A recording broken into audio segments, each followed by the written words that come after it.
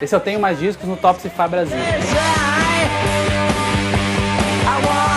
Na semana que passou, o filho do empresário Malcolm McLaren, conhecido pelo seu trabalho com os Sex Pistols, fez um protesto na Inglaterra. Ele botou fogo em público em vários itens raros da banda, como discos e camisetas, e segundo ele, tudo isso valia cerca de 5 mil libras ou mais de 20 milhões de reais. Ele disse que fez isso porque esse ano, em 2016, o governo inglês resolveu celebrar o punk, resolveu comemorar através de várias ações diferentes, inclusive tendo patrocínio de marcas, o que ele diz que vai contra toda a atitude punk e contra tudo que o punk sempre lutou. Por isso ele resolveu fazer um protesto queimando todos os seus itens mais raros do punk. Faz algum sentido? Essa semana foram anunciados os line-ups de alguns dos festivais mais importantes dos Estados Unidos e Europa para 2017. O famigerado Primavera Sound em Barcelona anunciou que vai ter nomes como Arcade Fire, Frank Ocean, The XX, Bon Iver, Against Me, Descendants e os brasileiros Elza Soares e Seu Jorge. Já o Hellfest, na França, aposta em nomes clássicos do rock and roll como Deep Purple, Aerosmith, Slayer, e também dá espaço para nomes como Linkin Park, Prophets of Rage, Rancid e muito mais. O não tão conhecido assim, mas bastante interessante Rock on the Range nos Estados Unidos acontece na cidade de Columbus e vai ter o Korn divulgando seu excelente novo disco de estúdio, além de Metallica, Soundgarden, Volbeat, Alter Bridge e mais. Por fim, o festival Hangout, que acontece literalmente em cima da areia nas praias do Alabama, aposta um pouco mais no pop rock. Por lá vai tocar o bombadíssimo 21 Pilots, o Weezer divulgando seu excelente disco de estúdio White Album, mais recente, e outras bandas como Mumford & Sons e Band of Horses. E a treta da semana chegou até o saudoso Renato Russo. Depois que o político Gedel Vieira Lima veio à tona nos noticiários por conta de um escândalo recente no governo Temer, o autor de uma biografia do líder da Legião Urbana lembrou que o vocalista estudou junto com o Gedel nos anos 70 em Brasília. Em uma passagem do livro, ele diz que Renato Russo odiava o cara e o chamava de suíno. Em entrevista recente, após o pedido de demissão, Gedel disse que não se lembra nada disso, que ninguém o chamava de suíno e que Renato Russo, líder da Legião Urbana, não era ninguém. E notícias ruins chegam para os fãs de Tame Impala. Kevin Parker, líder do projeto, disse que vai dar um tempo na banda em 2017. Ele não foi muito específico sobre quanto tempo isso vai durar, se é só um hiato, se é um fim definitivo, mas ele disse que após shows em festivais na Austrália e Nova Zelândia, haverá lágrimas e comemorações. Depois de ter produzido o disco mais recente da cantora Lady Gaga, ele deve estar sendo bastante requisitado para o posto de produtor em discos mundo afora.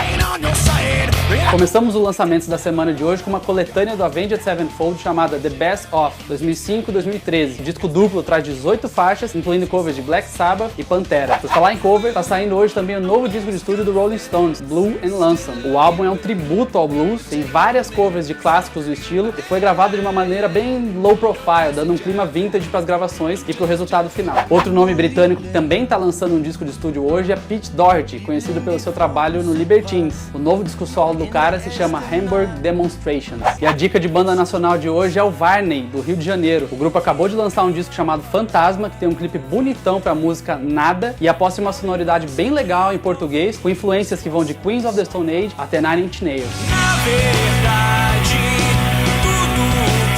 Na semana que passou, o icônico Billy Idol completou 61 anos de idade. E hoje, Nate Mendel, baixista do Foo Fighters e do Sunny Day Real Estate, completa 48 anos de vida. Parabéns pros dois. A gente não poderia encerrar esse programa sem falar da tragédia que atingiu o avião da Chapecoense na Colômbia na semana que passou. Vários músicos falaram a respeito, incluindo Dave Mustaine do Megadeth e Slash do Guns N' Roses, que postaram sobre o acidente no Twitter, mas a homenagem mais bonita veio justamente com a banda do guitarrista. O Guns N' Roses publicou um vídeo com a sua versão do clássico Knocking on Heaven's Door, o seu logotipo e o logotipo da Chapecoense. A gente termina esse programa de hoje com esse vídeo e se vê na próxima sexta.